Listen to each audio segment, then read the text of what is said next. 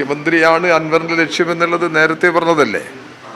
അതുവഴി CPM-നെയും ഇടതുപക്ഷ ജനാധിപത്യ മുന്നണിയെയും തകർക്കാം എന്നതാണ് അവർ ധരിക്കുന്നത്. ഈ പ്രശ്നത്തിൽ നേരത്തെ തന്നെ UDF-ഉമായിട്ടുള്ള ഗൂഢാലോചന കേരളത്തിലുണ്ട്. മുഖ്യമന്ത്രിക്കെതിരായിട്ടുള്ള ആക്ഷേപം എത്ര കാലമായി കേരളം കേൾക്കുന്നത്? എന്നിട്ട് ആ ആക്ഷേപത്തിൽ ഏതെങ്കിലും ഒരെണ്ണമെങ്കിലും പ്രതിപക്ഷത്തിനോ മുഖ്യമന്ത്രിക്കെതിരായ ആക്ഷേപം ഉന്നയിക്കുന്നവർക്കോ ഒരു ആരോപണവും തെളിയിക്കാൻ കഴിഞ്ഞിട്ടില്ലല്ലോ. 2016 തെരഞ്ഞെടുപ്പിൽ മത്സരിക്കുന്ന സമയത്ത് വലിയ തോതിലുള്ള ആരോപണങ്ങളുണ്ടായി. 2021 ആരോപണങ്ങൾക്ക് ഒരു കുറവുണ്ടായില്ല. ആ സന്ദർഭങ്ങളിലെല്ലാം ജനങ്ങളിൽ വലിയ തോതിൽ അംഗീകാരം നേടിക്കൊണ്ടാണ് മുഖ്യമന്ത്രി രംഗത്ത് വന്നത്. ഇടതുപക്ഷ ജനാധിപത്യ മുന്നണി ഗവൺമെൻറ്റിന് ഫലപ്രദമായി നേതൃത്വം നൽകി മുഖ്യമന്ത്രി മുമ്പോട്ട് പോകുന്നുണ്ട്.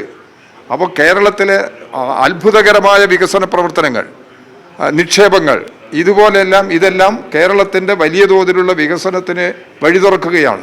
ജനക്ഷേമ നടപടികളിലും വികസന പ്രവർത്തനങ്ങളിലും കേരളം ഈ രാജ്യത്തിന് തന്നെ മാതൃകയാണ്. അത്തരമൊരു നിലപാട് സ്വീകരിച്ച് മുമ്പോട്ട് പോകുന്ന മുഖ്യമന്ത്രിയെ ഒറ്റതിരിഞ്ഞാക്രമിച്ച് ഇടതുപക്ഷ ജനാധിപത്യ മുന്നണി ഗവൺമെൻറ്റിനെ തകർക്കാൻ പല സന്ദർഭങ്ങളിലും ശ്രമം നടന്നിട്ടുണ്ട്. അതിലൊന്നും കീഴടങ്ങുന്നില്ലെന്ന് മാത്രമല്ല, അത്തരം ആരോപണങ്ങളെല്ലാം ജനങ്ങൾ വലിയ തോതിൽ തള്ളിക്കളഞ്ഞിട്ടുണ്ട്.